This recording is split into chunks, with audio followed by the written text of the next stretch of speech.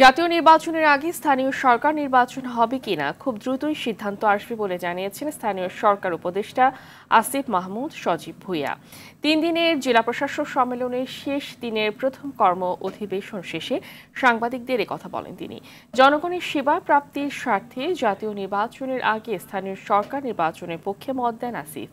আওয়ামী লীগ নির্বাচনে অংশ নিতে পারবে কিনা প্রশ্নের জবাবে তিনি বলেন, গণহত্যায় জড়িতরা পারবে না, তবে যারা নির্দোষ তারা ক্ষমা চেয়ে নির্বাচনে অংশ নিতে পারবেন বলে জানান তিনি।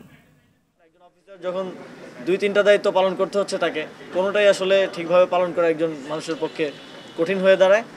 আর সেই জায়গা থেকে আমি ব্যক্তিগতভাবে মনে করি স্থানীয় সরকার নির্বাচন করার মাধ্যমে সেখানে জনপ্রতিনিধি প্রকৃত জনপ্রতিনিধিদেরকে নিয়ে আসা উচিত।